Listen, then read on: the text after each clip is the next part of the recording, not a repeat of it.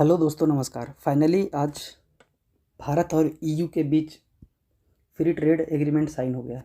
ये लगभग 2007 से लगातार वार्ता चलते चलते आज फाइनली 2026 के जनवरी महीने में, मतलब 26 से 27 जनवरी के बीच ये भारत और ईयू के बीच ट्रेड साइन हुआ है। ईयू 27 देश का एक ग्रुप मेंबर है जो कि आर्थिक तौर पे या आर्थिक रूप में एक एकजुटता के तरीके से काम करते हैं। तो आज हम इसके बारे में डिटेल से देखते हैं। चलिए स्टार्ट करते हैं कि क्या क्या रहा, इससे भारत को क्या फ़ायदा होगा, इससे यूरोप को क्या फ़ायदा होगा या फिर ईयू को क्या फ़ायदा होगा। हाल ही में ट्रंप के आने के बाद जो वर्ल्ड ऑर्डर में बदलाव हुआ है उन सब चीज़ों को देखते हैं।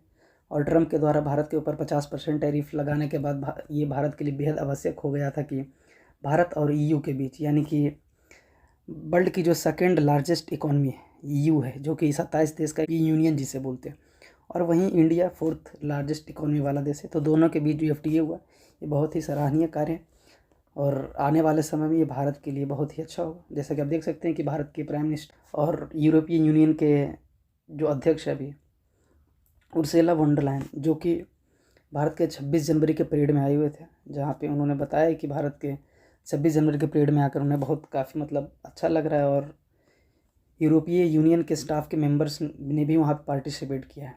आगे हम एक बार थोड़ा सा मैप के माध्यम से मैं आपको बता देता हूँ कि यूरोप कहाँ पे। जब आप यहाँ पे आप देखेंगे कि ये हमारा भारत है और इससे जब आप पश्चिम की तरफ जाएंगे, जैसे वेस्ट की तरफ जाएंगे आप, तो यहीं पे आपको ये जो पूरा ग्रुप है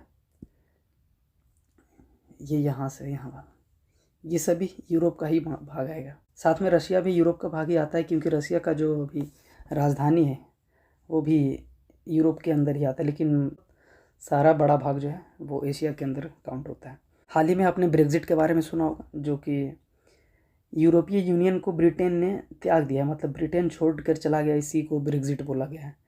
हमारा ब्रिटेन के साथ भी लगातार वार्ता चल रहा था एफटीए को लेकर कि टैरिफ कम हो, इन सब चीज़ों को लेकर, और आगे ब्रिटेन के साथ भी 2025 के अंदर मतलब एफटीए साइन किया गया। यहाँ भी लगातार बहुत लंबा टाइम से बात चलते चलते, जैसा कि आप देख सकते हैं, ये कनाडा हो गया, यूएसए हो गया, ये अलास्का हो गया, ये ग्रीनलैंड है, साथ में ये ब्राज़ील हो गया, वेनेजुएला हो गया, ऑस्ट्रेलिया, और ये अरब सागर है, और ये बे ऑफ बंगाल की खाड़ी।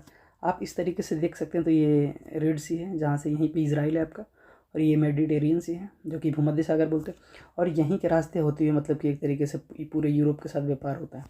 भारत पहले अगर ये नहीं बना हुआ था जैसे उस टाइम में, तो भारत का व्यापार यूरोप के साथ यहाँ से साउथ अफ्रीका होते हुए इंडिया के पास होता था, लेकिन जब से रेड सागर में ये सुएज़ नहर बनने के बाद ये आसान हो गया काफ़ी चीज़। चलिए आगे हम देखते हैं कि क्या क्या फ़ायदा हुआ। साथ में भारत और ईयू के बीच के समझौतों को मदर ऑफ़ ऑल डील बताया गया है। कि मदर ऑफ़ ऑल डील का मतलब हम समझते हैं कि जिसमें कि एक तरीके से जैसे छोटे मोटे डील होता है, जो कि एक कोई कंट्री के साथ हो गया, हाल ही में यूएई के साथ अगर हो गया था, छोटे मोटे एग्रीमेंट होता रहता था साथ में, जैसे हमने सऊदी अरेबिया हो गया, ऑस्ट्रेलिया हो गया, न्यूजीलैंड हो गया, इन सब सभी से वार्ता चल रहा है। ओमान हो गया, ये सब सारे देश से हो रहा है। ओमान के साथ हाल ही में भी ट्रेड डील हुआ है, उस पर भी वीडियो बना हुआ। तो भारत और यूरोपीय संघ के बीच फ्री ट्रेड एग्रीमेंट पर आधिकारिक रूप से हस्ताक्षर हो गए। प्रधानमंत्री नरेंद्र मोदी ने इसे ऐतिहासिक समझौता बताया। पीएम मोदी ने कहा है कि यह डील भारत के व्यापारिक इतिहास का नया अध्याय जोड़ेगी और इसमें दोनों पक्षों को दीर्घकालिक फ़ायदा होगा। मतलब आने वाले टाइम में 2 साल 5 साल 10 साल के बाद दोनों के बीच फ़ायदा होगा, भारत और ईयू के बीच। साथ में पीएम मोदी ने कहा है कि भारत ईयू की साझेदारी को अब एक नया निर्णायक अध्याय जोड़ा जा रहा है। साथ ही यह अध्याय साझा लोकतांत्रिक मूल्यों, आर्थिक लोकतांत्रिक मूल्यों की बात करें तो इसमें ये बोला है कि जैसे यूरोप में जितने भी कंट्री है वो लोकतांत्रिक देश है और भारत भी एक लोकतांत्रिक देश है। और साथ में अगर इनसे व्यापार करके तो ऐसा नहीं होगा कि ये लोग ज़बरदस्ती किसी चीज़ को थोपेंगे किसी देश के ऊपर या फिर भारत के ऊपर, ना ही भारत उनके ऊपर ऐसा करेगा। इसी को लोकतांत्रिक मूल्य बोला गया है। उन्होंने यह भी बताया कि बीते कुछ वर्षों में दोनों के रिश्ते में तेज़ी से गति आई है। साथ में दोनों देश के बीच द्विपक्षीय व्यापार भी करीब 180 अरब यूरो तक पहुंच चुका है। यूरो को बता दें तो जो यूरोपीय यूनियन है ये पूरा सभी देश को मिलाकर एक यूरो चलाते हैं। यूरो वहाँ पे काम करता है, जैसे भारत में रुपया काम करता है, जैसे यूएसए में हो गया डॉलर हो गया, चाइना में रेनमिनबी हो गया एक तरीके से। इसी तरीके से यूरोपीय काउंसिल के अध्यक्ष एंटोनियो कोस्टा ने Bharat EU free trade agreement FTA पर आज का दिन ऐतिहासिक है और हम व्यापार, सुरक्षा और लोगों के आपसी रिश्तों में एक नया अध्याय खोल रहे हैं। तो हमने जैसे बता दिया कि यूरोप की जो सबसे बड़ी मतलब कि एक तरीके से ये यूरोप का सभी कंट्री है, जिसमें इधर स्पेन हो गया, पुर्तगाल हो गया, फ्रांस हो गया, यूनाइटेड किंगडम, ये फ़िलहाल ब्रेग्जिट हो मतलब EU से बाहर हो रखा है। जर्मनी हो गया, जर्मनी 3rd लार्जेस्ट इकॉनमी है पूरे वर्ल्ड की। फर्स्ट USA हो गया, सेकंड चीन हो गया, थर्ड जर्मनी हो गया, फोर्थ पे इंडिया है। और वहीं अगर इन पूरे यूरोप के सभी देशों को मिला ले तो इनका पूरे वर्ल्ड में मतलब सेकंड लार्जेस्ट इकॉनमी है, जो कि चाइना से भी ज़्यादा है। सभी को 27 कंट्री को मिलाने के बाद यह एक व्यापारिक समझौता, मतलब एक तरीके से व्यापार के लिए बोला गया है कि ये सारा चीज़ जो आया था ये 1947 के बाद से शुरू हुआ, क्योंकि सेकेंड वर्ल्ड वॉर के बाद से सभी ये जितने भी देश थे सभी आपस में लड़ते रहे। इन्होंने फिर विचार किया कि नहीं, ऐसे लड़ाई से देश नहीं चलेगा या फिर ऐसे लड़ते रहने से कोई फ़ायदा नहीं होगा, लोग शांति से भी रह सकते हैं। इसीलिए EU बनाया गया था, ताकि व्यापार करने के माध्यम से। इसी के तर्ज पर आपने ब्रिक्स का भी नाम सुना होगा, जिसमें कि ब्राज़ील हो गया, रशिया हो गया, इंडिया हो गया, चाइना हो गया, साउथ अफ्रीका हो गया, ये सभी देश हैं। इसी पे आपने आसियान का भी नाम सुना होगा, साउथ एशियन एसोसिएशन का, रीजनल कोऑपरेशन का, इसी के तर्ज पे बनाया गया था। लेकिन जितना EU ने मिलजुल कर काम किया उतना कोई और भी ऑर्गेनाइजेशन अच्छे तरीके से नहीं कर पाया है, लेकिन EU इसीलिए आगे है आज, देख सकते हैं एक तरीके से। यहाँ पे जैसे देख सकते हैं कि ये EU के मिलिट्री स्टेशन भारत के 26 जनवरी के हुआ था कर्तव्य पथ पे। साथ में यूरोपीय यूनियन के अध्यक्ष ने कहा है कि ये समझौता भारत और यूरोप संघ के संबंधों को मजबूत करेगा, इससे आर्थिक सहयोग बढ़ेगा, सुरक्षा साझेदारी गहरी होगी और दोनों क्षेत्रों के लोगों के बीच संपर्क और विश्वास मजबूत होगा। भारत और EU के बीच सुरक्षा व साझेदारी मजबूत डील डन। भारतीय और यूरोपीय संघ ने मंगलवार को सुरक्षा और रक्षा साझेदारी समझौते पर भी हस्ताक्षर किए। यह दोनों के रणनीतिक रिश्ते को मजबूत करने की दिशा में एक और बड़ा कदम माना जा रहा है। सुरक्षा साझेदारी में जैसा कि हो सकता है कि आज इंडिया ने भी बहुत सारे ऐसे डिफेंस सिस्टम बना लिया, या फिर भारत ने भी ब्रह्मोस जैसे मिसाइलें बना ली हैं। यूरोप से हमारा बहुत सारा व्यापार होता है, जिसमें कि फ्रांस से हम राफेल वगैरह परचेज़ करते हैं और भी चीज़ें हो गया। तो इन सभी चीज़ों को ध्यान में रखते हुए चीज़ें से आगे बढ़िए। आप यहाँ पे देख सकते हैं कि भारत के महामहिम राष्ट्रपति श्रीमती द्रौपदी मुर्मू और यहाँ पे उर्सुला वॉन डर लायन, जो कि यूरोपीय यूनियन के अध्यक्ष हैं, साथ में वहाँ के कोस्टा है। भारत का सबसे बड़ा ट्रेड पार्टनर EU है, क्योंकि यूरोपीय संघ भारत का सबसे बड़ा व्यापारिक भाग है। वित्त वर्ष 2024-25 में दोनों देशों के बीच द्विपक्षीय व्यापार में लगभग 136.53 अरब अमेरिकी डॉलर रहा है, जिसमें कि भारत का निर्यात 75.85 अरब अमेरिकी डॉलर और आयात 60.68 अरब अमेरिकी डॉलर था। इसके अलावा यूरोपीय संघ भारत के एक बड़ा निवेशक भी है, जिसका अप्रैल 2000 से सितंबर 2024 तक संचयी प्रत्यक्ष विदेशी निवेश 117.4 अरब अमेरिकी डॉलर रहा है। आर्थिक शोध संशोधन ग्लोबल ट्रेड रिसर्च इनिशिएटिव ने कहा है कि भारत EU के मुक्त व्यापार समझौते के घरेलू उद्योग के लिए खतरा बनने के बजाय कम लागत करने और व्यापार विस्तार में सहायक होगा। GTRI के संस्थापक अजय श्रीवास्तव के अनुसार भारत और यूरोपीय संघ एक दूसरे के प्रतिद्वंदी नहीं बल्कि साझेदारी के रूप में कार्य करेंगे, साथ में दोनों आगे बढ़ेंगे। इसी तरीके से आगे हम देखते हैं कि किस क्या क्या प्रभाव पड़ेगा, जिसमें कि यूरोप से भारत आने वाले समय में बहुत सारे ऐसे वस्तु होगा, प्रोडक्ट होगा, जिसपे कि 99.5% तक वो वस्तु भारत में सस्ता मिलेगा। और प्रमुख निर्यात में जैसे कपड़ा हो गया, परिधान हो गया, समुद्री उत्पाद हो गया, रसायन हो गया, रबड़ हो गया, चमड़ा, प्लास्टिक के बने चीज़, बेस मेटल हो गया, जूते, चप्पल, खिलौने, रत्न, आभूषण, फर्नीचर, इन सब चीज़ों का टैक्स मतलब कि एक तरीके से जो ड्यूटी होता है वो 0 हो जाएगा। सेवा क्षेत्र में जैसे कि भारत के छात्रों के लिए बहुत अच्छा होगा, वहाँ पे जाने वाले छात्र जो कि आराम से जा सकते हैं, आराम से आ सकते हैं वो सभी। साथ में कृषि निर्यात की वस्तुओं में लगभग 10 करोड़ अमेरिकी डॉलर यानी कि 85,000 टन अंगूरों के लिए शुल्क मुक्त किया गया है। और वहीं अगर FTA की बात करें तो ये इन सब में शामिल नहीं किया भारत का, जहाँ पे डेयरी का प्रोडक्ट मतलब कि डेयरी से रिलेटेड चीज़ों को शामिल नहीं किया गया। भारत और USA के बीच में इसी चीज़ को लेकर लगातार बातें हो रही है कि डेयरी प्रोडक्ट को लेकर। साथ में सोया हो गया, सोया मील हो गया, अनाज हो गया, EU के चीनी, बीफ, पोल्ट्री फार्म, ऐसी चीज़ों पे मतलब भारत ने इसमें शामिल नहीं रहा है, इन सब चीज़ों के ऊपर शामिल है। साथ में घरेलू ऑटोमोबाइल को भी थोड़ा बहुत नुकसान हो सकता है EU से। इसमें ऐसा कहा गया है कि EU के जो जितनी भी कार हैं वो 25 लाख से जो कार ऊपर होगी उन्हीं के ऊपर FTA लागू होगा। जो 25 लाख से नीचे जो कारें हैं या फिर जो भी प्रोडक्ट है उसकी जो कार है उसके नीचे लागू नहीं होगा। इसलिए भारत में ऑलमोस्ट जितनी गाड़ियाँ हैं तो 25 लाख से ऊपर है, उसके ऊपर यूरोप की गाड़ी है उसके ऊपर टैक्स लगेगा या, तो इसलिए भारत के भी घरेलू वस्तुओं को आगे बढ़ावा मिलेगा। यहाँ पे कहा जा रहा है प्रीमियम कारें जो है उसमें फ़ायदा होगा साथ में। वहीं अगर हम एफटीए की बात करें कि एफटीए क्या होता है, जैसे ये एक ए कंट्री हो गया और ये एक बी कंट्री हो गया, तो इसके ऊपर एक बॉर्डर तरीके से है यहाँ पे, जैसे आप एक बॉर्डर है एक समझिए। तो जो प्रोडक्ट ए देश में बी देश में अगर प्रोडक्ट कर बेचना चाह रहा है या फिर भेजना चाह रहा है, तो अगर कोई प्रोडक्ट यहाँ पे 100 रुपये का है, अगर वही प्रोडक्ट बी देश में जाएगा, अगर उसके ऊपर 10% भी टैरिफ होगा तो वो सामान 110 में जाकर वहाँ मिलेगा। अब वही सेम चीज़ वस्तु होगा यहाँ से जो बी कंट्री से जो ए में जाएगा, अगर उस पर 20 रुपये हुआ 20% हुआ तो वो 120 रुपये में मिलेगा। लेकिन अगर प्रोडक्ट के ऊपर जो भी एफटीए होने के बाद इस पर अगर टैक्स मतलब कि एक तरीके से वो कम हो जाएगा टैरिफ, तो ये 100 रुपये का सामान वहाँ भी जाकर 100 रुपये में ही मिलेगा। इससे क्या होगा कि जो भी वस्तु जिस देश में अगर बना रहा है तो उसका निर्यात बढ़ेगा किसी देश में, और वही सेम बी कंट्री के साथ भी सेम होगा। टैरिफ इसलिए लगाया जाता है ताकि भारत जैसे कोई भी घरेलू वस्तु हो गया जिसका निर्माण आराम से लोग कर रहे हैं, ऐसा ना हो कि बाहरी वस्तु आकर भारत के ऊपर दबाव बना दे और किसी और दूसरे देश का मार्केट को कैप्चर कर ले दूसरे देश, इसीलिए उसके ऊपर इतना टैरिफ लगाया जाता है। आज ये वो टैरिफ लगाया क्योंकि भारत के जो ऑटोमोबाइल सेक्टर है उसके ऊपर कोई ऐसा नुकसान ना हो, जो कि ऐसा ना हो कि विदेश से आने वाली गाड़ी उसके ऊपर अपना हक जमा ले, मतलब कि मार्केट को कैप्चर कर ले एक तरीके से, और विदेशी वस्तु, इसलिए विदेशी वस्तुओं के ऊपर इतना ज़्यादा टैरिफ भी ला दिया जाता है कि भारतीय लोग उसे अफोर्ड ही नहीं कर पाएंगे, तो फिर वो खरीदेंगे नहीं, और या उसके चलते ये होगा कि लोग भारत की ही वस्तु को खरीदेंगे। तो आशा है कि आप टैरिफ का मतलब समझ गए होंगे।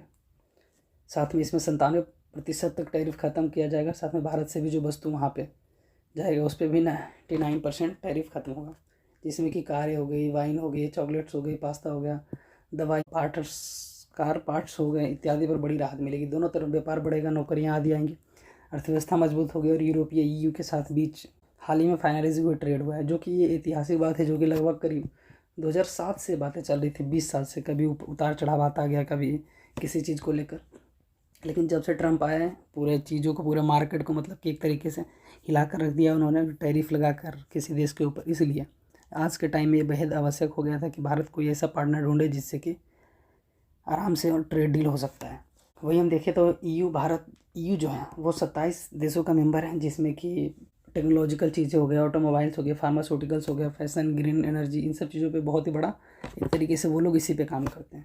अगर वहीं हम EU के देश की बात करें तो जिसमें ऑस्ट्रेलिया हो गया, बेल्जियम हो गया, बुल्गारिया हो गया, क्रोएशिया हो गया, साइप्रस हो गया, चेक गणराज्य, Denmark, Estonia, Finland, France, Germany, Greece, Hungary, Ireland, Italy, Latvia, Lithuania हो गया, लग्जमबर्ग, माल्टा, नीदरलैंड, पोलैंड, पुर्तगाल, रोमानिया, स्लोवाकिया, स्लोवेनिया हो गया, स्पेन हो गया, स्वीडन हो गया। ये सभी 27 देश जो कि EU के मेंबर हैं। वहीं UK जो कि ब्रिटेन अभी बाहर निकल गया था, जिससे ब्रेग्जिट बोला गया, EU से बाहर निकल गया, ब्रिटेन एग्जिट हो गया, मतलब ब्रेग्जिट हो गया एक तरीके से। भारत के विदेश मंत्रालय के द्वारा ये यूरोपीय यूनियन के अध्यक्ष का स्वागत किया गया, जिसमें कि उर्सुला वॉन डर लायन थे। साथ में अगर हम बात करें तो जो कि यूरोप में अभी क्या क्या बनती है, जिसमें कि BMW हो गया, मर्सिडीज़ हो गया, जिसमें कि फ्रांस में फैशन, कॉस्मेटिक और एयरक्राफ्ट जैसे चीज़ें बनती है। एयरबस जैसे अभी अगर हम मार्केट में बात करें तो 2 प्रकार का प्लेन है, जिससे कि लोग आप मतलब कि कमर्शियल प्लेन एक तरीके से बोलते हैं। एक एयरबस है, एक बोइंग है। बोइंग जो कि USA बनाता है, एयरबस हो गया जो यूरोप की कंपनी है।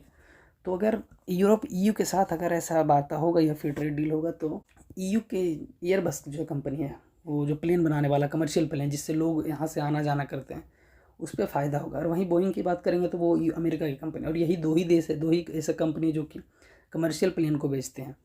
और इसमें ऐसा होता है कि एक डील इतना महंगा होता है कि कुछ कहने का नहीं, मतलब एक तरीके से।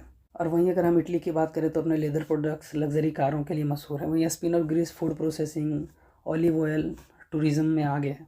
नीदरलैंड में लॉजिस्टिक जाना जाता है, जबकि स्वीडन और फिनलैंड ग्रीन एनर्जी की टेक्नोलॉजी में बेहतर तरीके से उपयोग है। वही हम BMW, मर्सिडीज जैसी कारें सस्ती हो जाएगी। भारत के लिए यह डील एक बड़ी अवसर की खिड़की खोलती है। फार्मा, टेक्सटाइल हो गया, IT सेक्टर हो गया, ऑटो पार्ट्स हो गया, स्टील हो गया, एग्रीकल्चर प्रोडक्ट्स हो गए का एक्सपोर्ट यूरोप में बढ़ सकता है।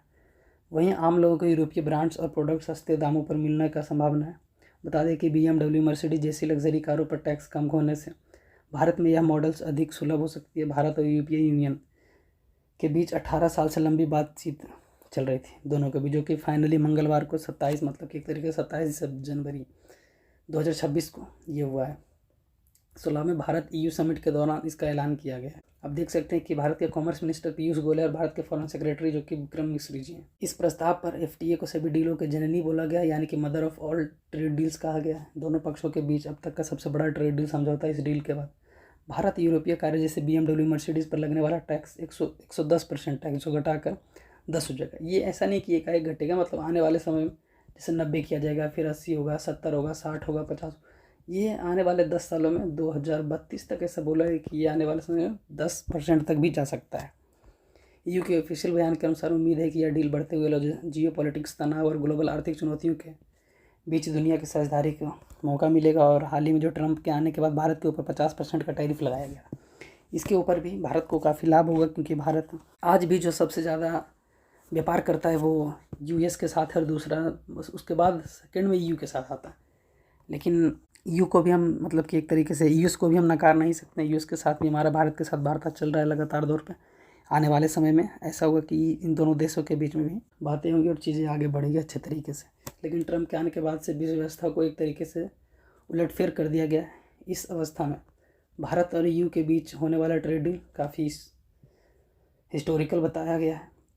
साथ में यूरोपीय यूनियन के अध्यक्ष उर्सुला वॉन डर लायन ने बताया कि ये भारत और EU के बीच जो भी ट्रेड हुआ है वो काफ़ी अच्छा रहा है, काफ़ी मतलब सही है। भारत और यूरोपीय यूनियन के बीच यूरोप के सभी देशों के लिए भी ऐतिहासिक पल है। साथ में भारत जैसे मार्केट मिलने के लिए लाजमी सी अच्छी बात होगी दोनों देशों के लिए। यह वार्ता 2007 से स्टार्ट हुई थी, जो कि 18 साल बाद पूरी है। इसे मदर ऑफ ऑल डील क्यों कहा जा रहा है? दुनिया अमेरिका और चीन के विकल्प ढूंढ रही है। जैसा कि आज अमेरिका जो है कि 21 से 22 ट्रिलियन डॉलर की इकॉनमी, वहीं चाइना की बात करें तो 18 से 19 ट्रिलियन डॉलर की इकॉनमी।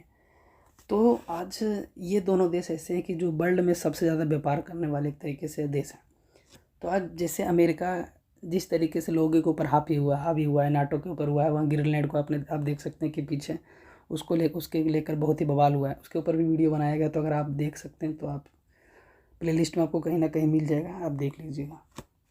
जिस तरीके से ये सारा चीज़ हुआ है, ऐसा कहा जा रहा है कि आज यूरोप ही नहीं बल्कि विश्व के बहुत सारे ऐसे देश हैं, जैसे कनाडा हो गया। कनाडा हाल ही में 2017 के बाद पहली बार वो चीन के दौरे पर गया है। उससे भी ट्रंप मतलब काफ़ी गुस्से में, और ट्रंप द्वारा बोला गया है कि हम कनाडा के ऊपर भी कुछ अलग तरीके से टैरिफ वगैरह लगा दें। लेकिन अमेरिका के कार्य करने के बाद पूरा विश्व जो है चीन की तरफ या फिर किसी और दूसरे देश की तरफ अपना नज़र घुमा लिया। ये जगह बड़ा मैन्युफैक्चरिंग हब बन सकती है, और यूरोप के साथ व्यापार तेज़ी से बढ़ सकता है। पिछले साल भारत EU के व्यापार में 12.5 लाख करोड़ अरब रुपये तक रहा है। FTA के बाद दोनों देश एक दूसरे के बाज़ारों में ज़्यादा पहुँच मिलेगी और व्यापार दोगुना होने की उम्मीद है। इस वजह से मदर ऑफ ऑल डील कहा। अगर जैसे अभी बहुत सारे ऐसे प्रोडक्ट है जिस पे 110% टैरिफ है, अगर वही जो वस्तु 100 रुपये का है वहाँ यहाँ आने के बाद और वो दुगने दाम से भी अधिक दामों पर मिल रहा है, तो लोग ऐसे प्रोडक्ट को क्यों खरीदेंगे? लेकिन वही दोनों देशों के बीच FTA होने के बाद ऐसा लग रहा है कि मार्केट में बहुत सारा आसान होगा। साथ में भारत के प्रधानमंत्री ने भी इसे हिस्टोरिकल मूवमेंट बताया, जो कि भारत और EU के बीच में जो भी फ्री ट्रेड एग्रीमेंट साइन हुआ है। इन सब चीज़ों में भारत में जो इलेक्ट्रिक व्हीकल है उनको अलग रखा गया है, क्योंकि भारत अभी हाल ही में रिन्यूएबल एनर्जी के ऊपर काम कर रहा है। एक तरीके से भारत कार्बन एमिशन में 2070 तक टारगेट लिया है कि वो 0 कार्बन एमिशन करेगा। इसलिए भारत EVs कंपनी के आगे बढ़ा रहा है, और भारत के खुद के देश EV में बहुत ज़्यादा काम कर रहे हैं। इसीलिए इसको बाहर रखा गया है। ऐसा ना हो कि अगर EV को छूट दे दिया जाए तो बाहर से आने वाली कारें जो कि बाहर से आने वाली यूरोप से आने वाली गाड़ी जो कि भारत के मार्केट को कैप्चर कर ले, और एक तरीके से हम भारत के निजी कंपनी जो या फिर भारत के जो कंपनी हैं उनको ऊपर काफ़ी प्रभाव पड़े, इसलिए वो इसको अलग रखा है। वही ये डील गेम चेंजर हो सकता है, जो कि हाल ही में भारत और EU के बीच में जो भी साइन हुआ है उसे ऐसा लेकर लग रहा है कि ये चीज़ें गेम चेंजर साबित होगी, क्योंकि भारत आज पूरा विश्व जो है बाइपोलर हो चुका है। क्योंकि भारत जितने भी देशों के साथ व्यापार कर रहा है, या फिर विश्व जितने भी देशों के साथ व्यापार कर रहे हैं, उसमें ऐसा लग रहा है कि सभी देश एक दूसरे से मिलजुल कर काम करें और इसे आगे बढ़े, व्यापारिक मार्ग को ढूंढे, व्यापार में आगे बढ़ें। तो इसीलिए ऐसा बताया जा रहा है। पिछले 24-25 वर्ष के ईयर में 136 अमेरिकी डॉलर का हुआ था। ये डील लागू होते हुए 2 दशक से अधिक समय तक चली बातचीत के बाद भी संपन्न हुआ है। जैसा कि हमने देखा था कि 18 साल तक लगभग बात चली, तब जाकर हुआ। 90% की वस्तुओं पर भी सामान घट सकता है। वहीं से भारत इन सेक्टर्स में भारत की वस्तुओं को यूरोप में काफ़ी मांग बढ़ेगा, जिसमें हो गया कि इन सभी वस्तुओं के ऑटोमोबाइल के सेक्टर्स हो गए हैं, बाकी और भी कपड़ा हो गया, परिधान हो गया, समुद्री उत्पाद हो गया, रसायन, प्लास्टिक, रबड़, चमड़ा उत्पाद, जूते, चप्पल, इन सब चीज़ों के ऊपर यूरोप में ज़्यादा बिक्री होगा और मतलब कि एक तरीके से यूरोप ज़्यादा निर्यात आयात करेगा। भारत तरफ से निर्यात किया जाएगा तो इससे फ़ायदा होगा भारत। और इस ट्रेड डील होने के बाद हम भारत और यूएस को भी पीछा नहीं कर सकते हैं, क्योंकि भारत आज भी पूरे विश्व में से सबसे ज़्यादा भी ट्रेड जो कि है वो यूएस के साथ ही, जो कि लगभग 45.8 बिलियन डॉलर है। वो ईयू की बात करें तो 25 बिलियन है। तो यूरोपियन यूनियन के साथ होने वाला ट्रेड डील से ऐसा नहीं बताया जा सकता है कि यूएस हमारे प्रासंगिकता में नहीं, आज भी वो प्रासंगिक बना हुआ ही है और उससे लगातार बातें चल ही रही हैं, मतलब एक तरीके से कि डील हो जाए। इसी डील के बाद अगर हम देखें तो भारत में भी जो कि है भारतीय सेक्टर में, जिसमें कि पनीर हो गया, पनीर डेयरी हो गया, सोया मिल हो गया, अनाज, इन सब चीज़ों को, इन सभी के ऊपर शुल्क नहीं दिया जाएगा। चीनी हो गया, बीफ हो गया, मांस हो गया, पोल्ट्री के क्षेत्र हो गए, इन सब चीज़ों के ऊपर अभी इससे बाहर रखा गया, मतलब इस FTA से बाहर रखा गया है। अगर वही नुकसान की बात करें तो भारत के ऑटोमोबाइल क्षेत्र, डेयरी क्षेत्र, MSME में थोड़ा सा भारत को नुकसान होने का चांस है, क्योंकि MSME जो कि माइक्रो, स्मॉल एंड मीडियम जितने भी कंपनी है, छोटे मोटे कंपनी, उसके ऊपर प्रभाव पड़ेगा। आज जो भारत के MSME सेक्टर को भी नुकसान होने का थोड़ा बहुत चांस है, क्योंकि लोग छोटे स्तर पे काम कर रहे हैं, अपने आप को बढ़ावा दे रहे हैं इन सब चीज़ों को लेकर। साथ में अगर हम वही EU की बात करें तो EU जो कि है एनवायरनमेंट के रीज़न को लेकर बहुत आगे रहा है, साथ में चाइल्ड लेबर को भी आगे बढ़ाया। अगर उन्हें ऐसा दिख जाता है कि कोई प्रोडक्ट जो यूरोप में मतलब एक तरीके से निर्यात किया जा रहा है, उसमें अगर चाइल्ड लेबर लगा हुआ है, तो वो उस प्रोडक्ट के ऊपर रोक लगा सकते हैं, क्योंकि उन्हें वो ऐसा नहीं चाहते, वो मानवता को बहुत ऊपर रखते हैं इन सब चीज़ों को लेकर। साथ में वो प्रोडक्ट स्टैंडर्ड को भी काफ़ी हाई एक तरीके से देखा जाता है, क्योंकि इससे ये होगा कि भारत में जो भी वस्तु निर्मित हो रही है उसके स्टैंडर्ड में बढ़ोतरी होगी धीरे धीरे आने वाले समय में, क्योंकि यूरोप ऐसे सामान का निर्यात नहीं करेगा जिसपे कि भारत के स्टैंडर्ड के मानकों को वो पूरा नहीं करता हो। वहीं भारत के फ़ायदे की लाभ की बात करें तो भारत जैसे कि IT सेक्टर में बहुत ही काफ़ी लाभ होगा, साथ में इंजीनियरिंग वस्तुओं के लाभ होगी, साथ में इसमें कंसल्टेंसी में इससे फ़ायदा होगा भारत को, और जितने भी स्टूडेंट्स हो गए, वर्कर्स हो गए, इन सभी को फ़ायदा होगा यूरोप में जाकर। इसमें ऐसा बोला है कि जो भी लोग यूरोप में आकर आराम से पढ़ सकते हैं, रह सकते हैं, अपने काम करने के लिए आराम से आ सकते हैं। साथ में भारत ने डाटा सिक्योरिटी को लेकर भी, डाटा मतलब एक तरीके से सुरक्षित रखने को लेकर भी इस पर हस्ताक्षर हुआ है।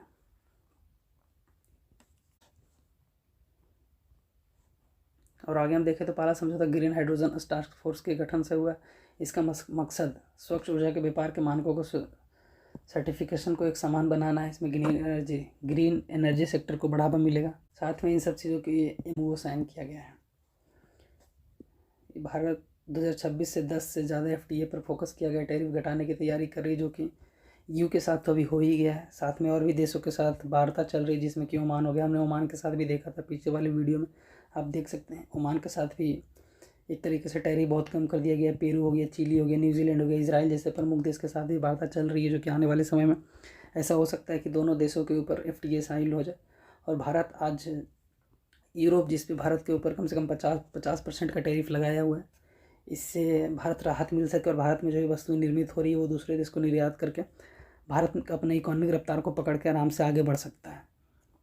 भारत अपने UAE के साथ पहले से भी मौजूद व्यापारिक समझौते को मजबूत करने के तरीके पे काम कर रहा है। इसका मकसद खाड़ी देश में क्षेत्र में आर्थिक में रिश्तों को और गहरा बनाया जा सकता है। साथ में रणनीतिक उस साल को आगे बढ़ाएगी जब वैश्विक व्यापार में स्थिरता आएगी और दोनों देशों के बीच में होने वाले देश या फिर दोनों किसी भी ऑर्गेनाइजेशन के साथ होने वाले ट्रेड में होकर आगे बढ़ेगी रिश्तों को लेकर, और व्यापार में ये काफ़ी अच्छा होगा। यूरोपीय लीडर जो कि महात्मा गांधी के समाधि स्थल राजघाट पर जाकर उन्होंने अपना मतलब शांति एक तरीके से वो किया है, सांत्वन पुष्प अर्जन किए हैं जाकर वहाँ पर। अगर हम यूरोप की बात कर ले तो यूरोप से अगर किस तरीके से अगर किसी तरीके से प्रश्न आने का संभावना है तो ये आ सकता है कि जैसा कि हमने ऊपर देखा था कि ये साइप्रस हो गया, यहाँ पे ये लाल सागर हो गया, यहीं पे सुएज नहर हो गया, यहाँ से मेडिटेरियन सी हो गया, और ये इटली हो गया, इस तरफ अटलांटिक सी हो गया, नॉर्थ सी हो गया, बाल्टिक सागर हो गया, ब्लैक सी हो गया, और इंग्लिश चैनल ये हो गया, जैसे UK और फ्रांस के बीच में जो कि वो।